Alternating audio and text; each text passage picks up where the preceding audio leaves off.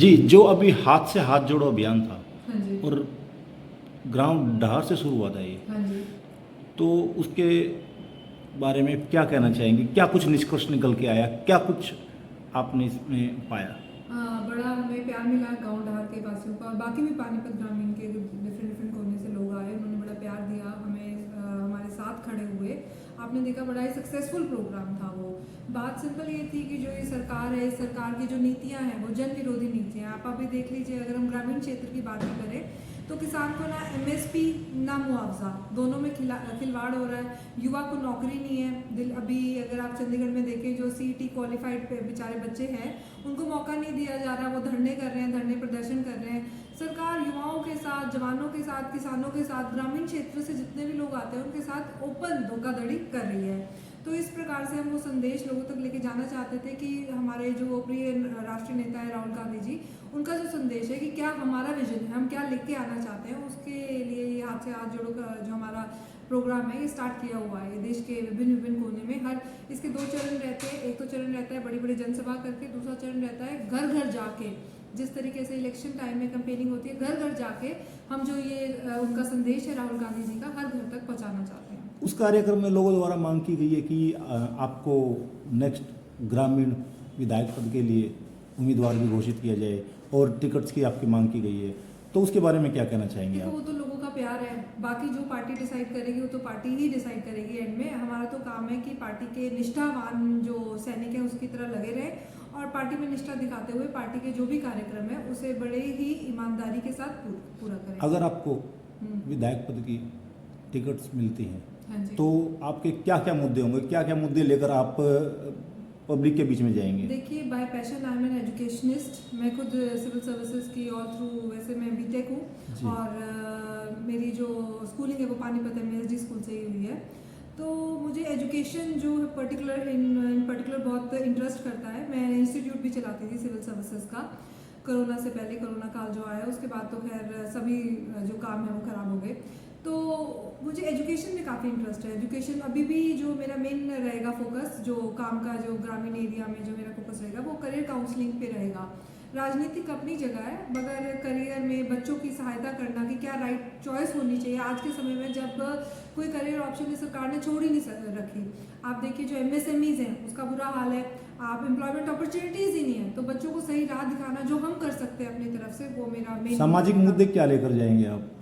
एक तो हरियाणा में अगर आप देखेंगे तो जो ये क्राइम अगेंस्ट वुमेन 45% इंक्रीज हो गया है। इतना क्राइम वुमेन के अगेंस्ट नहीं था, अब क्राइम वो बड़ा ही एक मुद्दा है जिसको हमें उठाने की ज़रूरत है। ऊपर से हर गांव के अलग अलग मुद्दे हैं। कहीं पर जो ये ग्रामीण एरिया में ये होते हैं, जोड़ होते हैं, इनको कब्जा लिया जाता है और इनकी साफ सफाई पे प्रॉपर ध्यान नहीं दिया जाता। अगर आप इससे थोड़े पहले जाएंगे, जो पहले की सरकारें हैं वो ध्यान देती थी गांव के जो है प्राइमरी स्कूल और सेकेंडरी स्कूल, किस लेवल पे किस गांव में क्या पॉपुलेशन है उसके हिसाब से कौन से लेवल तक स्कूल्स हैं। अब आप एक बात देखिए, अगर किसी गांव में जो मीडियम जो सेकेंडरी स्कूल है उसकी पॉपुलेशन ज़्यादा है, अगर आपने वो लेवल नहीं दिया हुआ तो दूसरे कितनी दूर तक बच्चों को जाना पड़ता है और वो एजुकेशन में ड्रॉप आउट कर जाते हैं। तो इस तरह के मुद्दे जो पर्टिकुलरली जो क्षेत्र होगा उसके हिसाब से मुद्दे उठाए जाएंगे। और उसके बाद जो मेन मुद्दा आपका है ये एजुकेशन हो गया।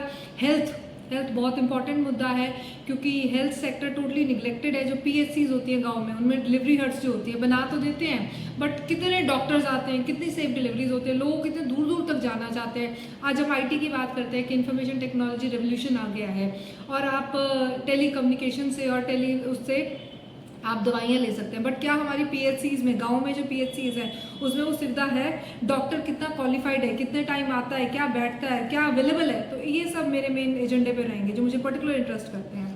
केंद्र सरकार ने अभी कुछ दिन पहले 2000 के नोट बंद किए हैं, तो उसके बारे में क्या कहना चाहिए? ये तो उनका ड्रामा है। आप देखिए जब 2000 के नोट लाए गए थे, डिमोनेटाइजेशन इन्होंने जब की थी, इन्होंने क्या कहा था कि भाई डिमोनेटाइजेशन करने के बाद जो ये है आतंकवाद खत्म हो जाएगा। कितना आतंकवाद खत्म हुआ? अगर आप अपनी रिपोर्ट देखेंगे, इनकी सरकारी एजेंसीज की रिपोर्ट हो, आतंकवाद बढ़ा है।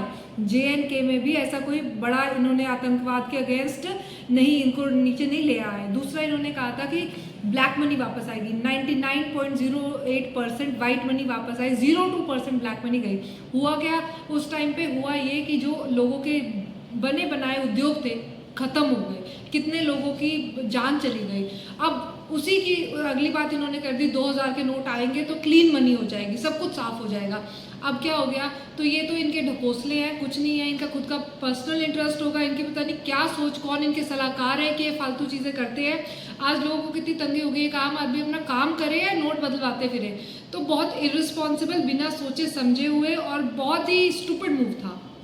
तो अभी दिल्ली में जंतर मंतर पर जो पहलवान बैठे हैं, महिला पहलवान भी बैठी हैं, उनके साथ जो हो रहा है उस मुद्दे पर आप क्या कहेंगे? बहुत ही शर्मनाक है। मैं बता रही हूँ, हरियाणा में तो क्राइम रेट इतना बढ़ गया है। आप देखिए जो पहलवान हमारे जिन्होंने वैश्विक पटल पर हमारे देश का तिरंगा लहराया, जिन्होंने उस स्थल पर हमारे देश का राष्ट्रगान भिजवाया, आज वो सड़क पर बैठे हैं, तो डूब के मरने की बात है। इन्हीं चीज़ों से इस सरकार की जो महिला विरोधी मानसिकता है उसका पता चलता है कि ये रिस्पेक्ट ही नहीं करते फीमेल्स को, इनको लेना देना ही नहीं है इनको, मतलब इनके दिल में आरएसएस का तो आपको पता है कितना वो फीमेल्स को जगह देते हैं अपनी ऑर्गेनाइजेशन में, या क्या रिस्पेक्ट है उनका। तो इनकी इस तरह की जो मानसिकता है वो सामने आती है, डूब के मर जाने वाली बात है। और हमारे मुख्यमंत्री जी के लिए जिनके क्षेत्र से, हरियाणा से जो बच्चियाँ जाती है उनके साथ अन्याय हो रहा है, तो he should be held accountable. Karnal में एक पत्रकार का मुद्दा ज़्यादा चल रहा है आजकल, उपल जी का, उसके बारे में क्या कहेंगे?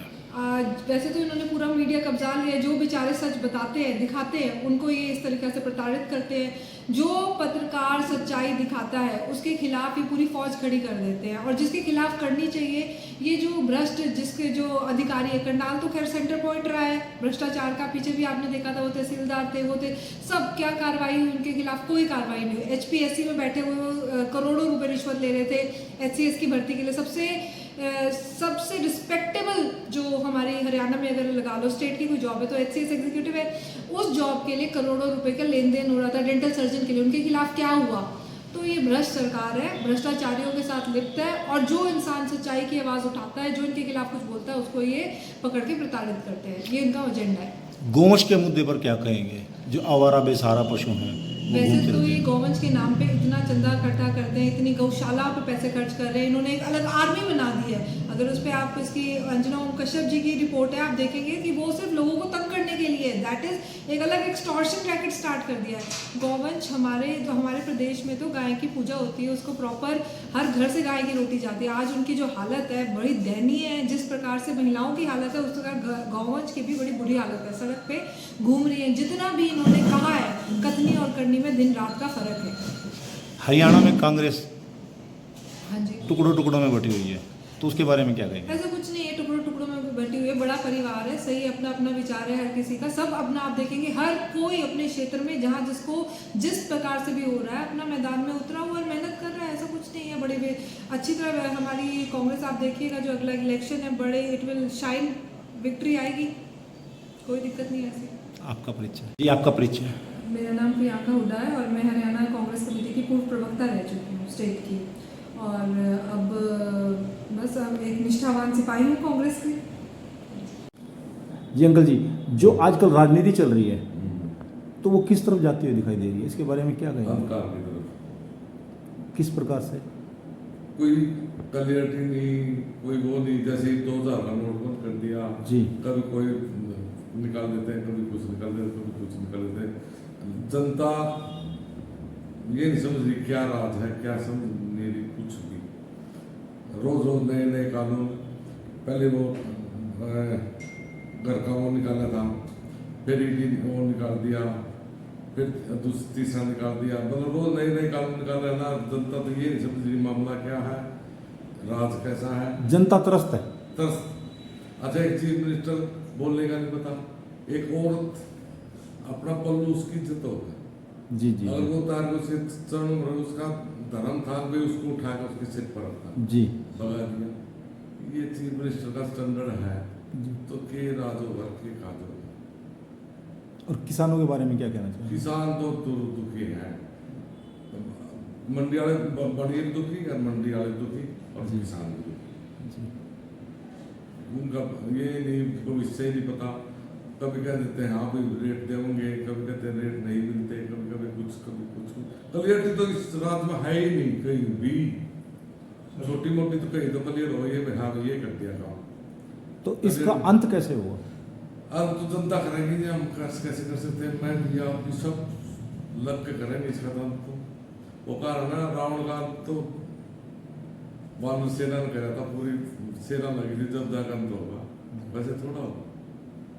हर जनता तैयार हो रही है। पहले कांग्रेस के नाम से भागे थे लोग, अब बैठाते हैं, इज्जत करते हैं, आओ आओ हम दुखी हैं, हम तेल के रेट इतने गए, सब चीज कोई भी दाल ला लो 70 रुपये 60 रुपये थी, 150 रुपये होगी की चीज करेंगे डबल। डीजल 60 रुपये था कांग्रेस के राज में, भी 100 रुपये हो गया। पेट्रोल 70 रुपये था, 110 हो गया। तो ये मोदी जी कहते हैं विकास हुआ है। न विकास तो एक ये तो 17 तो ले लो, छोटा मोटा विकास ला लो, इसका अच्छा कुछ लगा लो, बाकी तो कुछ नहीं। ये बताओ आप, देश भूखा मरा है, इसने इतना बड़ा वो संसद बना के क्या जरूरत थी उसको? अभी चलो भविष्य में बनता, आपका जब जरूरत पड़ती जब तो बना दे। 1200 करोड़ 12,000 करोड़ थोड़े हो 1200 करोड़ रुपये। ये नहीं पता, ये अपनी मनमर्जी करता है। अच्छा मैं फर्स्ट कौन है इंडिया की, कौन है ये के नाम है मैडम मुर्मू है, वो इन्वाइट नहीं कर रखी। हर जगह तरह तरह भी करनी चाहिए, हर पत्रकार बोल रहा है, हर उसको बोल रहे हैं, वो नहीं बुला रखी। तो ये तो अपने मनमर्जी चलाता है, अपने मनमर्जी चलाता है, मनमर्जी और मनमर्जी नहीं चलेगा। ये तो देश है, देश तो देश के अनुसार चलेगा, सिस्टम से चलेगा। आपका परिचय है आपका परिचय? तेजवीर सिंह, गाँव जोशी है, BA LLB हूँ और मालरोड में रहता हूँ।